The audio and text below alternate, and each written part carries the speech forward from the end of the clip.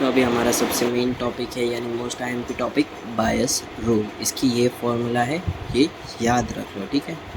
इसमें हमारा जो भी टर्म है, जैसे कि इसके अंदर हमारे अगर 3 कंडीशन है यानी 3 इवेंट्स है तो हम 3 तक जाएंगे, अगर 2 इवेंट है तो हम 2 तक जाएंगे, ठीक है।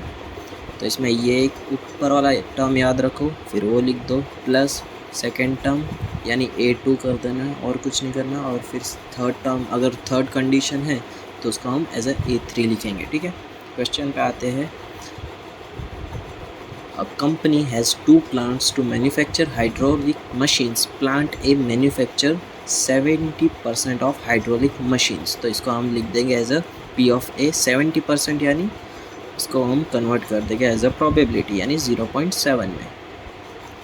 एंड प्लांट टू मैन्युफैक्चर 30%, तो इसके लिए 30% के लिए हमारा हो जाएगा प्लांट ऑफ B यानी प्लांट 2 को हम ले लेंगे as a plant P of A2 जो रहेगा हमारा 0.3।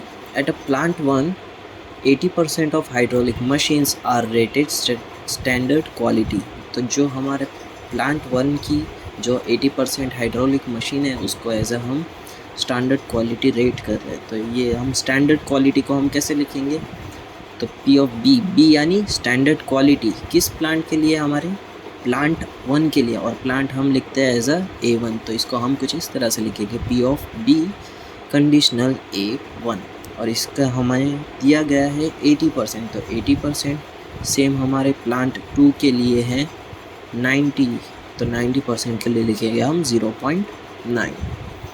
A machine is picked up that at random and is found to be standard quality. What is the chance that it has come from plant 1? यानी A1 के लिए हमें ये पूरी formula apply करनी है, क्योंकि प्लांट 1 क्या है हमारा A1, और इसके लिए अंदर हमारा ये P of B conditional A1 use होने वाला है। तो ये हमारे अगर 2 प्लांट दिए गए ना, इसके लिए हम A2 तक ही जाएंगे। तो फिर वैल्यू पुट करेंगे, आंसर आ जाएगा हमारा इस तरह से, ठीक है।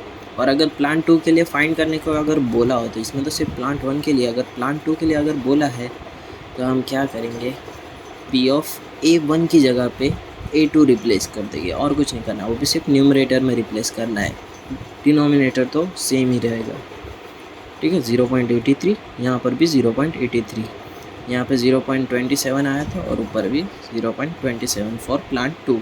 या फिर अगर 2 इवेंट है तो 1 माइनस कर दोगे तो भी डायरेक्ट आंसर आ जाएगा। सेकेंड क्वेश्चन है, in a bolt factory machine ABC manufactures 25%, 35 and 40% of the total output, and out of the total manufacturing 5%, 4% and 2% are defective bolts। तो ABC है उसको हम एज ले लेंगे A1, A2 एंड A3। तो A के लिए हमारी 25, फिर 35 और 40, तो ये हमारे 25 और 35 और 40 को हम लिख देंगे एज अ प्रोबेबिलिटी में कन्वर्ट करके। और ये जो भी हमारे डिफेक्टिव बोल्ट्स है उसको हम लिखेंगे P ऑफ B। A1 के लिए हमारा कितना है 5%, और A2 के लिए 4%, और A3 के लिए हमारा है 2% यानी 0.02 में इसमें हम कन्वर्ट कर देंगे, ठीक है। इसमें कन्वर्ट करने के बाद हमें किसका करना है, find the probability that it is manufactured from machine A, machine B and machine C, सभी में से फाइंड करना है, ठीक है। कुछ नहीं करेंगे, पहले हम A1 के लिए फॉर्मूला अप्लाई करेंगे, वैल्यू इनपुट करेंगे, पहले सब इसका इंडिविजुअल के पार्ट फाइंड कर लेना, तो फिर यहाँ पे हम डायरेक्ट पुट कर देंगे, ठीक है। यहाँ पे हमारा P ऑफ A1 आया है 0.021 125 की हम सिंप्लीफाई करेंगे तो आंसर आ जाएगा ये। फिर यहाँ पे जो ये टर्म है ना, ये वाला टर्म, इसका क्या आ रहा है आंसर 0.014, तो मैंने यहाँ पे डायरेक्ट लिख दिया है। और A3 के लिए हमारा यहाँ पे टर्म आ रहा है 0.008, तो मैंने यहाँ पे डायरेक्ट लिख दिया, ये भी सेम एज इट इज़, और टोटल तो सेम ही है। और इस तरह से हमने तीनों मशीन का फाइंड कर लिया है। थर्ड क्वेश्चन पे आते हैं। A businessman goes to hotel XYZ। तो हर एक के लिए हम फाइंड एज्यूम कर लेंगे A1, A2 and A3 XYZ को as a respectively following method, जो भी हो मेथड नहीं है। 20% एक्स होटल के लिए यानी A1 के लिए 50% सेकेंड होटल के लिए और 30% थर्ड होटल के लिए। तो उसमें से क्या होता है कि it is known that 5%, 4% and 8% of the rooms in XYZ hotels have faulty plumbings. तो फॉल्टी प्लम्बिंग्स को हम एज एज्यूम कर लेंगे P of B of A1, sorry P of B conditional A1।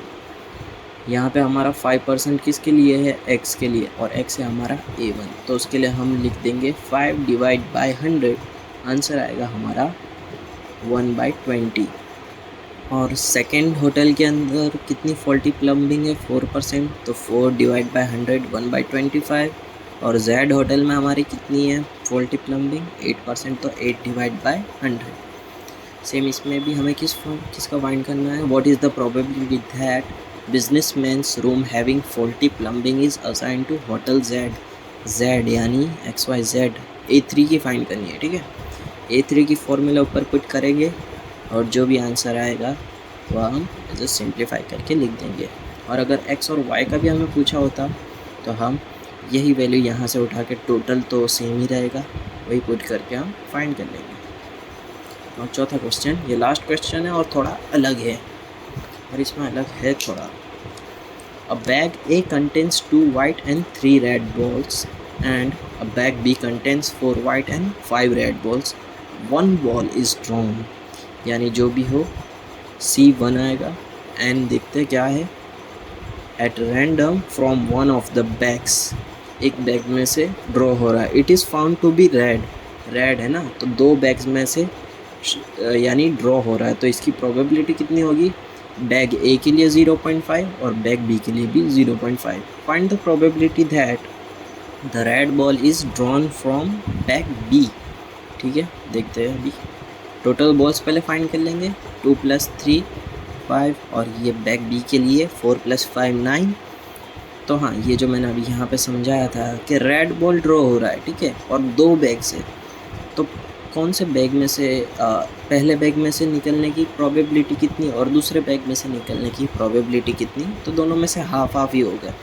या तो वो पहले बैग में से निकला होगा या तो फिर दूसरे बैग में से निकला होगा, ठीक है, एकदम सिंपल सा गणित है ये। और रेड बॉल निकला है ना, तो रेड बॉल पहले बैग में कितने हैं 3, और वहाँ पे टोटल कितने हैं 5। तो इसके लिए हम लिखेंगे ऊपर रेड बॉल और डिवाइड बाय टोटल। और बैग बी में हमारे पास कितने हैं रेड बॉल 5, तो 5, और टोटल कितने हैं हमारे 9, तो डिवाइड बाय 9। ठीक है, सिंपल सा गणित है, कोई ज़्यादा टेंशन लेने की बात नहीं है। It is found to be red, find the probability that from bag B. Bag B में से आने की प्रोबेबिलिटी कितनी है, तो A2 के लिए हमें फॉर्मूला अप्लाई करनी है। जो भी हमारी यहाँ पे A2 की वैल्यू है वो सब हम पुट कर देंगे, तो आंसर आएगा कुछ इस तरह से। और अगर A बैग के लिए भी बोला होता है तो फिर 1 माइनस कर देंगे, या फिर इस तरह से फाइंड करना होता है इस तरह से। ठीक है, ये भी हमारा ख़त्म।